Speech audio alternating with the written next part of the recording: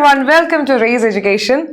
മക്കളെ, ഇത് റേസ് എഡ്യൂക്കേഷനിൽ നിന്ന് നിങ്ങളെ സ്വന്തം ആസിം സാറും പിന്നെ നമ്മുടെ കൂടെ ഗൗതമി മിസ്സും ഉണ്ട്.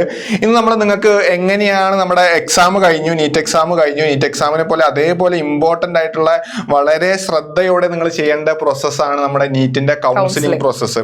അപ്പൊ ആ ഒരു കൗൺസിലിംഗ് പ്രോസസ് ജസ്റ്റ് ബേസിക് ആയിട്ടുള്ള കാര്യങ്ങൾ. അപ്പോൾ ഓൾറെഡി നീറ്റ് എഴുതി രണ്ടാമത് റിപ്പീറ്റ് ചെയ്യുന്ന കുട്ടികൾക്കാണെങ്കിൽ അല്ലെങ്കിൽ കഴിഞ്ഞ വർഷം ഇതൊക്കെ ചെയ്ത ആൾക്കാർക്ക് ബേസിക് ആയിട്ടുള്ള ഐഡിയാസ് ഉണ്ടാവും. ഇത് കൂടുതലായിട്ട് ഫ്രഷ് ആയിട്ട് അധികമായിട്ട് ഈ കൗൺസിലിംഗ് റിലേറ്റഡ് കാര്യങ്ങളൊന്നും അറിയാത്ത ആൾക്കാർക്ക് ജസ്റ്റ് ഒന്ന് ബേസിക് ആയിട്ടുള്ള കാര്യങ്ങളൊന്ന് പെട്ടെന്ന് പറഞ്ഞുതരാം കേട്ടോ. അപ്പൊ എല്ലാവരും ഈ വീഡിയോ കംപ്ലീറ്റ് ആയിട്ട് കാണാൻ വളരെ യൂസ്ഫുൾ ആയിട്ടുള്ള വീഡിയോ ആണ്. അപ്പൊ ഇതിൽ ആദ്യം തന്നെ നിങ്ങൾ കാണുമ്പോൾ വിചാരിക്കും മിസ് ഇതിൽ 2025 എന്നാണല്ലോ എഴുതിയിട്ടുള്ളത്. കാരണം മക്കളെ നമ്മൾ 2026 കൗൺസിലിംഗ് റിലേറ്റഡ് ആയിട്ടുള്ള നോട്ടിഫിക്കേഷൻ ഇതുവരെ റിലീസ് ആയിട്ടില്ല. അപ്പൊ നമ്മൾ 25 ബേസ് ചെയ്തിട്ടാണ് നമ്മൾ ഈ വീഡിയോ ചെയ്യുന്നത്. അപ്പൊ ഇതിൽ നിന്നും വളരെ ചെറിയ ചേഞ്ചസ് ഒക്കെ തന്നെ ഉണ്ടെങ്കിൽ തന്നെ വരാൻ സാധ്യതയുള്ളൂ.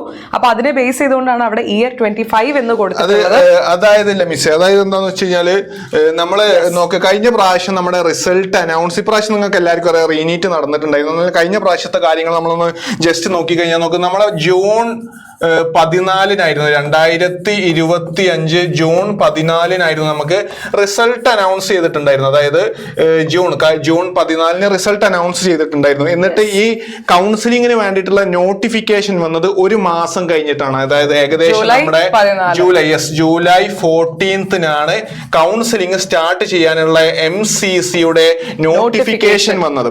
അത് കഴിഞ്ഞിട്ട് വീണ്ടും ഒരാഴ്ച കഴിഞ്ഞിട്ട്, അതായത് അപ്രോക്സിമേറ്റ്ലി നമുക്ക് വീണ്ടും ജൂലൈ 21 ഫസ്റ്റ് റൗണ്ട് ഓഫ് കൗൺസിലിംഗിന് വേണ്ടിയിട്ടുള്ള കാര്യങ്ങളൊക്കെ സ്റ്റാർട്ട് ചെയ്തിട്ടുള്ളത്. അപ്പം ഈ ഒരു ഇത് നോക്കി കഴിഞ്ഞാൽ നമുക്ക് അറിയാൻ വേണ്ടി പറ്റും. നോക്ക്, ഇവിടെ ഏകദേശം നമുക്കൊരു 1 മന്തിന്റെ അടുത്ത് എന്ത് വന്നിട്ടുണ്ട്, ഗ്യാപ്പ് വന്നിട്ടുണ്ട്. റിസൾട്ട് വന്നിട്ട് അടുത്ത കൗൺസിലിംഗ് തുടങ്ങാൻ വേണ്ടിയിട്ട് 1 മന്തിന്റെ അടുത്ത് ഗ്യാപ്പ് വന്നിട്ടുണ്ട്. എന്നാൽ ഈ ഒരു നോട്ടിഫിക്കേഷൻ വന്നതിന് ശേഷം ഏകദേശം നമുക്കൊരു 1 വീക്കിന്റെ അടുത്ത് മാത്രമായിരുന്നു ഈ ഒരു കൗൺസിലിംഗ് റൗണ്ട് സ്റ്റാർട്ട് ചെയ്യാനായിട്ടുള്ള ഒരു ഗ്യാപ്പ് വന്നിട്ടുള്ളത്. പക്ഷെ ഇത്തവണ എനിക്ക് തോന്നുന്നു ഇപ്പൊ നമുക്ക് റീനീറ്റ് ഉണ്ടായതുകൊണ്ട് തന്നെ നമുക്ക് സമയം കുറെ മുമ്പോട്ട് ആയതുകൊണ്ട് തന്നെ ഇത്രയും വലിയൊരു ഗ്യാപ്പ് നമുക്ക് എന്തായാലും നമുക്കിപ്പോ റിസൾട്ട് വന്നത് തന്നെ ഏകദേശം ഇതാ ഈ ഒരു കഴിഞ്ഞൊരു നമ്മളെ ഇത് വന്നിട്ട് നമ്മളെ എക്സാം കഴിഞ്ഞ റിസൾട്ടും കാര്യങ്ങളൊക്കെ ഇപ്പൊ ഈ അടുത്തേ വന്നിട്ടുള്ളൂ. അപ്പൊ ഇനി നമുക്ക് ഇതേപോലെ ഒരു 1 മന്ത് ഗ്യാപ്പ് ഒന്നും ഉണ്ടാവില്ല. അതുകൊണ്ട് നമുക്ക് പെട്ടെന്ന് തന്നെ ഞാൻ എക്സ്പെക്ട് ചെയ്യുന്നത്, നമ്മൾ എക്സ്പെക്ട് ചെയ്യുന്നത് മേ ബി ഈ വരുന്ന നെക്സ്റ്റ് വീക്കോടെ കൂടെ നമുക്ക് എന്തെങ്കിലും അഡീഷണൽ ആയിട്ടുള്ള കാര്യങ്ങളൊക്കെ കിട്ടും. ഓക്കെ, അപ്പൊ അതുകൊണ്ടാണ് നമ്മൾ ഇപ്രാവശ്യം 25 നോട്ടിഫിക്കേഷൻ ബേസ്ഡ് ആയിട്ടുള്ള കാര്യങ്ങളാണ് പറയാൻ പോകുന്നത് എന്ന് വിചാരിച്ചിട്ട് ഇനി 26 നോട്ടിഫിക്കേഷൻ വന്നു കഴിഞ്ഞാൽ മേജർ ആയിട്ടുള്ള ഒരു ചേഞ്ചസും ഉണ്ടാവില്ല. ചെറിയ എന്തെങ്കിലും മാറ്റങ്ങൾ ചിലപ്പോൾ കൗൺസിലിംഗ് പ്രോസസ്സിൽ വരാം, അല്ലെങ്കിൽ 25 പോലെ തന്നെയായിരിക്കാം 26 കൗൺസിലിംഗ്. അതുകൊണ്ടാണ് ഈ ഡേറ്റിന് പോലും നമുക്ക് ഇത്തവണ റിസൾട്ട് വന്നിട്ടില്ല. ഈ ഒരു നോട്ടിഫിക്കേഷൻ വന്നത് നമുക്ക് റിസൾട്ട് പോലും വന്നിട്ടില്ല എന്നുള്ളതുകൊണ്ട് നമുക്ക് ഇനിയുള്ള കാര്യങ്ങൾ കുറച്ച് ഫാസ്റ്റ് ആയിട്ട് തന്നെ ആയിരിക്കും എന്ന് തന്നെയാണ് എക്സ്പെക്ട് ചെയ്യാൻ പറ്റുന്നത്. അപ്പൊ ബേസിക് ആയിട്ടുള്ള കാര്യങ്ങൾ നമ്മൾ അറിഞ്ഞിരിക്കുക, എന്തൊക്കെയാണ് ഇനി ചെയ്യേണ്ടത് എന്നുള്ളതിനെ പറ്റി ഒരു ഓവറോൾ ഐഡിയ, സാർ പറഞ്ഞ പോലെ ആദ്യമായിട്ട് ചെയ്യുന്നവർക്ക് ഒരു ഓവറോൾ ഐഡിയ കിട്ടാനാണ് നമ്മൾ ഈ വീഡിയോ ചെയ്യുന്നത്.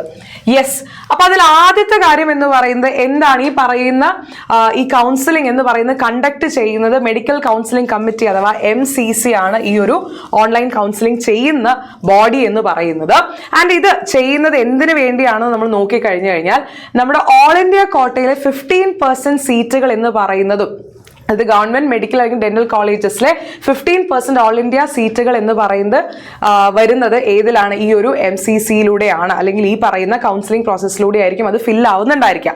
അതിൽ തന്നെ നമ്മൾ നോക്കിക്കഴിഞ്ഞാൽ ഇപ്പൊ എയിംസ്, അതേപോലെ ജിപ്മർ, പിന്നെ മറ്റു ചില ഡീംഡ് യൂണിവേഴ്സിറ്റീസും നമ്മൾ നോക്കിക്കഴിഞ്ഞാൽ ഇവിടെ 100% സീറ്റ്സ് എന്ന് പറയുന്നതും ഫിൽ ആവുന്നത് ത്രൂ ഈ കൗൺസിലിംഗ് ആണ്. മക്കളെ, ഈ ഡീംഡ് യൂണിവേഴ്സിറ്റി എന്ന് പറഞ്ഞു കഴിഞ്ഞാൽ പ്രൈവറ്റ് ആയിട്ടുള്ള യൂണിവേഴ്സിറ്റീസ് ആണ്. ഫോർ എക്സാമ്പിൾ വലിയൊരു ഫേമസ് ആയിട്ടുള്ള നമ്മുടെ ഡീംഡ് മണിപ്പാൽ യൂണിവേഴ്സിറ്റി പോലെയുള്ള പ്രൈവറ്റ് യൂണിവേഴ്സിറ്റികളാണ് ഈ ഡീംഡ് യൂണിവേഴ്സിറ്റി.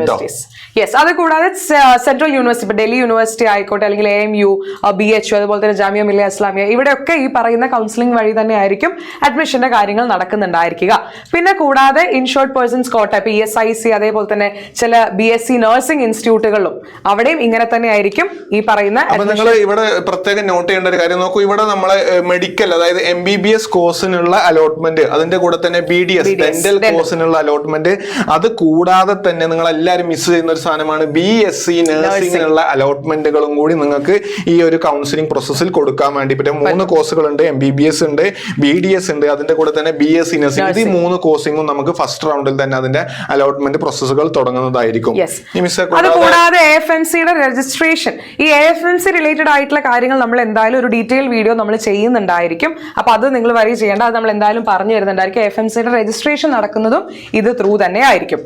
ഓക്കെ, ഇനി നെക്സ്റ്റ് വൺ നമ്മൾ നോക്കുകയാണെങ്കിൽ നമുക്ക് ബേസിക്കലി ഈ ഒരു കൗൺസിലിംഗ് പ്രോസസ്സിനുള്ള ബേസിക് ആയിട്ട് 4 റൗണ്ടുകളാണ്. Round 1, round 2, round 3 and last round ആയിട്ടുള്ള 4th റൗണ്ടുകളുണ്ട്. അപ്പൊ ഇതിന് ഈ റൗണ്ട്സിൽ, അതായത് രജിസ്ട്രേഷൻ, ഈ റൗണ്ട്സിൽ പങ്കെടുക്കണമെങ്കിൽ ആദ്യം നിങ്ങൾ രജിസ്ട്രേഷൻ ചെയ്യണം. അതിന്റെ ഡീറ്റെയിൽസ് നമ്മളൊന്ന് പറഞ്ഞുതരാം. നോക്കൂ, രജിസ്ട്രേഷന്റെ സമയത്ത് നിങ്ങൾ നോക്കൂ, ഇത്രയും നേരം നിങ്ങൾ കാര്യങ്ങളൊക്കെ ചെയ്തിട്ടുണ്ടാവുക nta.nic.in എന്ന് പറഞ്ഞ സൈറ്റിലൂടെ ആയിരിക്കും, അല്ലെങ്കിൽ NTA സൈറ്റിലൂടെ ആയിരിക്കും നിങ്ങൾ ഇത്രയും കാര്യം ലോഗിനും കാര്യങ്ങളും റിസൾട്ടും സ്കോർ കാർഡും എല്ലാം നോക്കിയിട്ടുണ്ടാവും. അതിലൂടെ ആയിരിക്കും. ഇനി നിങ്ങളുടെ സൈറ്റ് മാറുകയാണ്. നിങ്ങൾ ഇനി നേരെ ചെല്ലാൻ പോകുന്നത് mcc.nic.in എന്ന് പറഞ്ഞ സൈറ്റിലൂടെയാണ് നിങ്ങൾ ഇനി കാര്യങ്ങൾ ചെയ്യുന്നത്. ആ സൈറ്റിലാണ് നിങ്ങൾ രജിസ്ട്രേഷൻ ചെയ്യേണ്ടത്. അപ്പൊ അതിന്റെ സമയമൊന്നും ആയിട്ടില്ല കേട്ടോ, നിങ്ങൾ ഇത് കണ്ടിട്ട് അതിന്റെ ടൈം ഒന്നും ആയിട്ടില്ല, അതൊക്കെ വരാൻ പോകുന്നുള്ളൂ. ആ സൈറ്റിൽ രജിസ്റ്റർ ചെയ്യാൻ നേരം നിങ്ങൾക്ക് 2 തരം ഫീസുകൾ അടക്കാനുണ്ടാവും. ഒന്ന് നിങ്ങളുടെ രജിസ്ട്രേഷൻ ഫീസ് ആണ്. 2 തരം ഫീസുകൾ ഉണ്ടാവും. ഒന്ന് നിങ്ങളുടെ രജിസ്ട്രേഷൻ ഫീസ് ആണ്, റീഫണ്ടബിൾ ആയിട്ടുള്ള രജിസ്ട്രേഷൻ ഫ്രീയും അതുപോലെ തന്നെ സെക്യൂരിറ്റി ഡെപ്പോസിറ്റും ഉണ്ടാവും. ഈ നോൺ റീഫണ്ടബിൾ ആയിട്ടുള്ള രജിസ്ട്രേഷൻ ഫീസ് അപ്രോക്സിമേറ്റ്ലി ഒരു 1000 അല്ലെങ്കിൽ 1000ന്റെ അറൌണ്ട് ആയിരിക്കും. അത് നിങ്ങൾക്ക് രജിസ്റ്റർ ചെയ്ത് കഴിഞ്ഞാൽ ഒരു കാരണവശാലും റീഫണ്ട് ചെയ്ത് കിട്ടുന്നതല്ല. ഇനി സെക്യൂരിറ്റി ഡെപ്പോസിറ്റ് ആയിട്ട് കൊടുക്കുന്ന ഒരു എമൗണ്ട് എന്ന് പറഞ്ഞാൽ അതൊരു സാധാരണ ജനറൽ ഗവൺമെന്റ് കോളേജുകൾക്ക് വേണ്ടിയിട്ട് ട്രൈ ചെയ്യുന്ന കുട്ടികൾ, അതായത് ഡീംഡ് യൂണിവേഴ്സിറ്റികളൊന്നുമല്ല, നിങ്ങൾ ഗവൺമെന്റ് കോളേജുകൾക്ക് മാത്രം വേണ്ടി രജിസ്റ്റർ ചെയ്യുന്ന കുട്ടികളാണെങ്കിൽ അതൊരു 10K അറൌണ്ട് ആയിരിക്കും. അപ്പൊ ചുരുക്കി പറഞ്ഞാൽ ഒരു രജിസ്ട്രേഷന്റെ സമയമാകുമ്പോൾ ഏകദേശം നിങ്ങളൊരു 11Kന്റെ അടുത്ത് നിങ്ങൾ എങ്ങോട്ട് അടക്കുന്നുണ്ട്, നമ്മുടെ MCCയിലേക്ക് അടക്കുന്നുണ്ട്. അതില് 10K മിസ്, അതെന്താണ് 10K നമുക്ക് റീഫണ്ടബിൾ ആണ്. 1K നിങ്ങൾക്ക് എന്തുണ്ടാവില്ല, അതിൽ റീഫണ്ട് ഉണ്ടായിട്ടില്ല. ഇതിൽ രജിസ്ട്രേഷൻ സമയത്ത് നോക്കിക്കഴിഞ്ഞാൽ നിങ്ങൾ എന്തൊക്കെയാണോ നിങ്ങൾ ഈ നീറ്റിന് രജിസ്റ്റർ ചെയ്യുന്ന സമയത്ത് നിങ്ങൾ കൊടുത്ത നിങ്ങളുടെ പേരും ഡേറ്റ് ഓഫ് ബർത്തും അതേപോലെ മറ്റ് ഡീറ്റെയിൽസും ഒക്കെ അതുപോലെ തന്നെ ആയിരിക്കും വരുന്നുണ്ടായിരിക്കുക. ഇതിൽ ഫർദർ ചേഞ്ചസ് ഒന്നും ഇനി നടത്താനായിട്ട് സാധിക്കില്ല എന്നുള്ളൊരു കാര്യം കൂടി നിങ്ങൾ ശ്രദ്ധിച്ചിരിക്കാം. Okay, yes.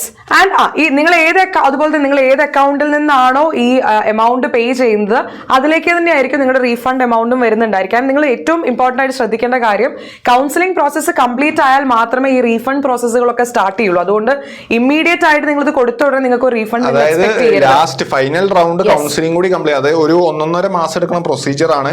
അതും കൂടി കംപ്ലീറ്റ് ചെയ്തിട്ട് പിന്നെ ഒരു റീഫണ്ടിന്റെ ടൈമും കൂടി ശേഷം മാത്രമാണ് റീഫണ്ട് പ്രൊസീജിയേഴ്സ് ഒക്കെ സ്റ്റാർട്ട് ആവുന്നുണ്ടാവുക. ആൻഡ് ഇതിന് ശേഷം ഈ പറഞ്ഞ പോലെ തന്നെ നമ്മൾ പറഞ്ഞു 4 റൗണ്ടുകളാണ്. Round 1, 2, 3 and stray vacancy round എന്ന് പറയുന്ന 4 റൗണ്ടുകൾ. ഓക്കെ, അപ്പൊ ഇതില് കൗൺസിലിംഗിന്റെ കാര്യത്തിൽ ഇത് നമുക്ക് ഇതിന്റെ ഡീറ്റെയിൽഡ് ആയിട്ടുള്ള കാര്യങ്ങളൊക്കെ നമ്മൾ പറഞ്ഞുതരും. ഇപ്പൊ ബേസിക് ആയിട്ട് നിങ്ങൾക്ക് പറഞ്ഞുതരികയാണ്.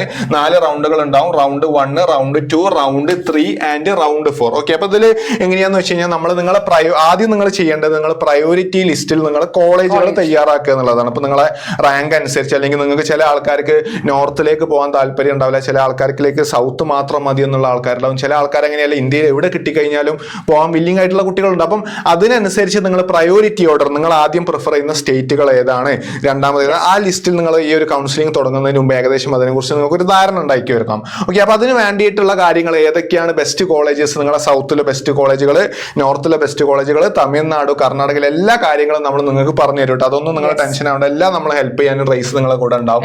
അപ്പൊ നമ്മൾ അത് ആ ഓർഡറിൽ നിങ്ങൾ കൊടുക്കുന്നു. നിങ്ങളെ റാങ്ക് അനുസരിച്ച് ഫസ്റ്റ് റൗണ്ടിൽ നിങ്ങൾക്ക് ഒരു കോളേജ് അലൗട്ട് ചെയ്ത് കിട്ടും. ഇനി ഇൻ കേസ് നിങ്ങൾക്ക് അലൗട്ട് ചെയ്ത് കിട്ടിയിട്ടില്ല എന്നുണ്ടെങ്കിൽ സെക്കൻഡ് റൗണ്ടിൽ നിങ്ങൾക്ക് അത് അലൗട്ട് ചെയ്ത് കിട്ടും. സെക്കൻഡിലും കിട്ടിയിട്ടില്ല എന്നുണ്ടെങ്കിൽ തേർഡിലേക്ക് നിങ്ങൾക്ക് ചാൻസ് ഉണ്ട്. തേർഡിലും കിട്ടിയിട്ടില്ല എന്നുണ്ടെങ്കിൽ ഫൈനൽ ആയിട്ട് നടക്കുന്ന സ്ട്രേ വേക്കൻസി റൗണ്ടിലും നിങ്ങൾക്ക് ഒരു ചാൻസ് ഉണ്ടാവാനുള്ള സാധ്യതകളുണ്ട്. അപ്പൊ അങ്ങനെയാണ് നമ്മള് round 1, round 2, round 3 and round 4. ഇനി ഇതിൽ നിങ്ങൾ ശ്രദ്ധിക്കേണ്ട ഒരു കാര്യം, സപ്പോസ് നിങ്ങൾക്ക് റൗണ്ട് 1 ഒരു കോളേജ് കിട്ടി. ഫോർ എക്സാമ്പിൾ നിങ്ങൾ ഉദ്ദേശിച്ചത് തമിഴ്നാട്ടിൽ ഒരു കോളേജ് ആയിരുന്നു, പക്ഷെ നിങ്ങൾക്ക് കിട്ടിയത് നോർത്തിലേക്കുള്ള ഡൽഹിയിലോ അല്ലെങ്കിൽ ഹരിയാനയിലോ ഏതെങ്കിലും ഒരു കോളേജ് കിട്ടി, അപ്പൊ നിങ്ങൾ വില്ലിംഗ് അല്ല, റൗണ്ട് 1 നിങ്ങൾക്ക് കിട്ടിയ കോളേജിൽ നിങ്ങൾ ജോയിൻ ചെയ്യാൻ വില്ലിംഗ് അല്ല എന്നുണ്ടെങ്കിൽ നിങ്ങൾക്ക് ഒരു പ്രശ്നമില്ല, നിങ്ങൾക്ക് എന്ത് ചെയ്യാം, ഫ്രീ ആയിട്ട് അത് എക്സിറ്റ് ചെയ്യാം. അതാണ് നമ്മളോട് കൊടുത്തിട്ടുള്ളത്. There is A free exit possible ആണ്. ഫ്രീ എക്സിറ്റ് എന്ന് പറഞ്ഞാൽ ഒരു പ്രശ്നങ്ങളും ഇല്ല, ജോയിൻ ചെയ്തിട്ടില്ല എന്ന് വിചാരിച്ചു ഓട്ടോമാറ്റിക്കലി സെക്കൻഡ് റൗണ്ടിലേക്ക് അപ്ഗ്രേഡ് ആവും. നിങ്ങൾക്ക് സെക്കൻഡ് റൗണ്ടിലേക്ക് പോകാൻ വേണ്ടി പറ്റും. ഇനി സിമിലർലി സെക്കൻഡ് റൗണ്ടിലും ഇതുപോലെ തന്നെ നിങ്ങൾക്ക് കിട്ടി, ഇതേപോലെ തന്നെ നിങ്ങൾക്ക് ജോയിൻ ചെയ്യാൻ താല്പര്യമില്ല എന്നുണ്ടെങ്കിൽ എന്ത് ചെയ്യും, നിങ്ങൾ തേർഡ് റൗണ്ടിലേക്ക് പോകും. പക്ഷേ ഇവിടെ ശ്രദ്ധിക്കേണ്ട ഒരു കാര്യമുണ്ട്. യെസ്, ഇവിടെ ഏറ്റവും ഇമ്പോർട്ടന്റ് ആയിട്ടുള്ള കാര്യം, സെക്കൻഡ് റൗണ്ടിൽ നിങ്ങൾക്ക് കിട്ടിയ കോളേജിൽ അല്ലെങ്കിൽ അലോട്ട് ചെയ്ത കോളേജിൽ നിങ്ങൾ ജോയിൻ ചെയ്യുന്നില്ല എന്നുണ്ടെങ്കിൽ നിങ്ങളുടെ സെക്യൂരിറ്റി ഡെപ്പോസിറ്റ് നിങ്ങൾക്ക് തിരിച്ചു കിട്ടില്ല. ഇവിടെ സെക്യൂരിറ്റി ഡെപ്പോസിറ്റ് നിങ്ങൾക്ക് കിട്ടൂല കേട്ടോ, നിങ്ങൾ ജോയിൻ ചെയ്തിട്ടില്ല എന്നുണ്ടെങ്കിൽ സെക്യൂരിറ്റി ഡെപ്പോസിറ്റ് നമ്മൾ ആദ്യം പറഞ്ഞിട്ടുണ്ടായിരുന്ന 10,000 rupeesന്റെ സെക്യൂരിറ്റി ഡെപ്പോസിറ്റ് അത് നിങ്ങൾക്ക് തിരിച്ച് റീഫണ്ട് കിട്ടില്ല. എന്നാലും വേറെ പ്രശ്നങ്ങളില്ല, നിങ്ങൾക്ക് എന്ത് ചെയ്യാം, തേർഡ് റൗണ്ടിലേക്ക് പങ്കെടുക്കാൻ. ആ തേർഡ് റൗണ്ടിൽ പങ്കെടുക്കുന്ന സമയത്ത് നിങ്ങൾ വീണ്ടും സെക്യൂരിറ്റി ഡെപ്പോസിറ്റ് ഒന്നുകൂടി നിങ്ങൾ പേ ചെയ്യേണ്ടി വരും. അത് നിങ്ങൾ എന്തായാലും നിങ്ങൾ ഓപ്റ്റ് ചെയ്യുന്ന സമയത്ത് നിങ്ങൾക്ക് അത് തിരിച്ച് റീഫണ്ട് കിട്ടുന്നുണ്ടായിരിക്കും. Okay, yes. ഇനി ഇതേപോലെ തന്നെ ഇവിടെയാണ് നിങ്ങൾ ശ്രദ്ധിക്കേണ്ടത്, തേർഡ് റൗണ്ട് എന്ന് പറഞ്ഞാൽ വളരെ നിർണായകവും അത് അത്രയും ഇമ്പോർട്ടന്റുമായിട്ടുള്ള റൗണ്ടാണ്. എന്താണെന്ന് വെച്ച് കഴിഞ്ഞാൽ വൺസ് നിങ്ങൾക്ക് തേർഡ് റൗണ്ടിൽ ഒരു കോളേജ് അലോട്ടഡ് ആയി കിട്ടിക്കഴിഞ്ഞാൽ നിർബന്ധമായിട്ട്, even if you are not willing, നിങ്ങൾ നിർബന്ധമായിട്ടും അത് ജോയിൻ ചെയ്തിരിക്കണം. ഇൻ കേസ് നിങ്ങൾ ജോയിൻ ചെയ്യുന്നില്ല എന്നാണെങ്കിൽ നിങ്ങൾ ഈ അലോട്ട്മെന്റ് പ്രോസസ്സിൽ നിന്ന് നിങ്ങളെ ബാൻ ചെയ്യുന്നതായിരിക്കും. മാത്രമല്ല ചില കേസിൽ പെനാൽറ്റീസ് കിട്ടാറുണ്ട്. അപ്പം ഈ തേർഡ് റൗണ്ടിൽ നിങ്ങൾ വെക്കുന്ന കോളേജസ് നിർബന്ധമായിട്ട് നിങ്ങൾക്ക് ജോയിൻ ചെയ്യാൻ പറ്റും എന്ന് കോൺഫിഡന്റ് ഉള്ള കോളേജുകൾ മാത്രമേ നിങ്ങൾ വെക്കാൻ പാടുള്ളൂ കേട്ടോ. ഇതാണ് here we cannot upgrade or resign. അതായത് നിങ്ങൾക്ക് ഇനി ഒരു ഹയർ ഓപ്ഷനിലേക്ക് പോകാനും പറ്റില്ല, അവിടെ നിങ്ങൾക്ക് ജോയിൻ ചെയ്യാതിരിക്കാനും പറ്റൂല. ഓക്കെ, അത് വളരെ ഇമ്പോർട്ടന്റ് ആണ്. അപ്പൊ തേർഡ് റൗണ്ട് നിങ്ങൾ എന്ത് ചെയ്യരുത്, ഫ്രീ ആയിട്ട് കംപ്ലീറ്റ് പെർമനന്റ് ആയിട്ട് നിങ്ങൾ എലിമിനേറ്റ് ആവും. ആൻഡ് ഫോർത്ത് റൗണ്ട് എന്ന് പറയുന്നത് ഈ പറയുന്ന പോലെ ഫ്രഷ് രജിസ്ട്രേഷൻ അവിടെ ചെയ്യാൻ പറ്റും. പക്ഷെ ഫോർത്ത് റൗണ്ടിൽ പോകുന്നവർ ആരായിരിക്കും, ഒരു സീറ്റ് ഹോൾഡ് ചെയ്യാത്തവർ മാത്രമായിരിക്കും ഏതിൽ കൺസിഡർ ചെയ്യുന്നുണ്ടായിരിക്കുക, ഫോർത്ത് റൗണ്ട് അല്ലെങ്കിൽ ഈ പറയുന്ന സ്ട്രേ വേക്കൻസി. അതായത് തേർഡ് റൗണ്ടിലും ഒന്നും കിട്ടിയിട്ടില്ല, തേർഡ് റൗണ്ടിൽ കംപ്ലീറ്റ് വെച്ചു അല്ലെങ്കിൽ നിങ്ങൾ വെച്ച കോളേജസ്, നിങ്ങൾ കൊടുത്ത ഓപ്ഷനിൽ ഒരു കോളേജ് നിങ്ങൾക്ക് കിട്ടിയിട്ടില്ല എന്നുണ്ടെങ്കിൽ you are eligible for the last round, that is the stray vacancy round. Okay, അപ്പൊ നിങ്ങൾ ഇത് ശ്രദ്ധിക്കേണ്ട കാര്യം, ഓരോ റൗണ്ട് കഴിയുമ്പോഴും കൂടുതൽ സ്ട്രിക്റ്റർ ആവുകയാണ് ചെയ്യുന്നത്. അപ്പൊ അതുകൊണ്ട് തന്നെ നിങ്ങൾ ആദ്യം നമ്മൾ കോളേജ് കൊടുക്കുന്ന സമയത്ത് തന്നെ ഇതിനെപ്പറ്റി ഒരു ധാരണ നമ്മൾ ഉണ്ടാക്കിയിട്ടുണ്ടാവണം. സാർ പറഞ്ഞ പോലെ നമ്മൾ അതിനെപ്പറ്റി പറഞ്ഞു തരും. അപ്പൊ ആ ധാരണ വെച്ചിട്ട് വേണം നമ്മുടെ കോളേജ് പ്രയോറിറ്റി ലിസ്റ്റുകളൊക്കെ കൊടുക്കാനായിട്ട്. കാരണം ഓരോ റൗണ്ട് പോകുന്നവരും ഇത് സ്ട്രിക്റ്റർ ആവുന്നു, ഈ ഡെപ്പോസിറ്റ് ഒക്കെ നിങ്ങൾക്ക് കിട്ടാതെ വരുന്നു എന്നൊക്കെ ഉള്ളത് കൊണ്ട് തന്നെ നമ്മൾ അത്രയും അതിനെപ്പറ്റി റിസർച്ച് ചെയ്തിട്ട് വേണം ഇത് അപ്ലൈ ചെയ്യാൻ തന്നെ. റെഡി? യെസ്. ആൻഡ് അതിനുശേഷം ഏറ്റവും ലാസ്റ്റ് ആയിട്ട് ഇതിന്റെ ഇടയിൽ പറയുന്ന മറ്റൊരു കാര്യമാണ് റിസർവേഷൻ പോളിസി. അത് നമ്മുടെ 15% ഓൾ ഇന്ത്യ കോട്ട എടുത്തു കഴിഞ്ഞു കഴിഞ്ഞാൽ, അതേപോലെ സെൻട്രൽ യൂണിവേഴ്സിറ്റി, എയിംസ്, ജിപ്മർ ഒക്കെ എടുത്തു കഴിഞ്ഞാൽ ഇവിടെ നമ്മുടെ റിസർവേഷൻ നമ്മൾ നോക്കുമ്പോൾ 15% ആണ് SC കാറ്റഗറി, അതേപോലെ 7.5% ST, 27% എന്ന് പറയുന്നത് OBC, 10% EWS ആൻഡ് 5% എന്ന് പറയുന്നത് PWB. Yes, okay. അപ്പൊ ഇങ്ങനെയാണ് ഉണ്ടായിരിക്കുക. ഇതിൽ ഡീംഡ് യൂണിവേഴ്സിറ്റീസിൽ എന്തുണ്ടായിരിക്കില്ല, റിസർവേഷൻസ് ഉണ്ടായിരിക്കില്ല ഫോർ ഈ കാറ്റഗറീസ്. യെസ്. അപ്പൊ ഇതിൽ നിങ്ങൾ ശ്രദ്ധിക്കേണ്ട കാര്യം എന്താണെന്ന് വെച്ച് കഴിഞ്ഞാൽ, ചിലപ്പോൾ ചില യൂണിവേഴ്സിറ്റീസിൽ അവരുടേതായിട്ടുള്ള ചില ഈ പറയുന്ന കോട്ടകൾ ഉണ്ടായിരിക്കും. അപ്പോൾ നിങ്ങൾ ഏത് യൂണിവേഴ്സിറ്റി അപ്ലൈ ചെയ്യുന്ന സമയത്ത് അല്ലെങ്കിൽ കോളേജ് നോക്കുന്ന സമയത്തും അവരുടെ തന്നെ ഈ പറയുന്ന കോട്ടകളെ പറ്റിയുള്ള ഒരു സ്റ്റഡി നിങ്ങൾ നടത്തണം. അപ്പൊ അത് നോക്കിക്കഴിഞ്ഞാൽ നിങ്ങൾക്ക് അതിനെ പറ്റിയുള്ള ഒരു ഓവറോൾ ഐഡിയ കിട്ടും. യെസ്.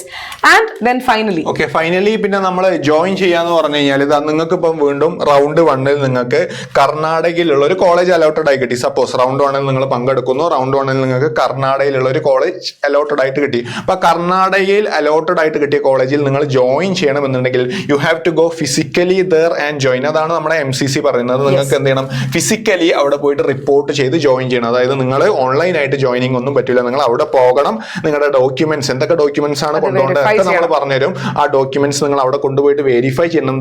അതാത് കോളേജിൽ പോയി ജോയിൻ ചെയ്യണം. അതാണ് നിങ്ങളുടെ ബിഹാഫിൽ വേറെ ആർക്കും പോയി അത് ചെയ്യാനായിട്ട് പറ്റില്ല, നിങ്ങൾ തന്നെ അവിടെ ഫിസിക്കലി പ്രസന്റ് ആയിരിക്കണം. അവിടെ നിങ്ങൾ പോകണം. മാത്രമല്ല ഡോക്യുമെന്റ്സ് വെരിഫിക്കേഷൻ ഒക്കെ നിങ്ങൾ ചെയ്യണം. Nobody else can submit the documents on the candidate's behalf എന്നുള്ളതാണ് ഏറ്റവും ഇമ്പോർട്ടന്റ് ആയിട്ടുള്ള കാര്യം.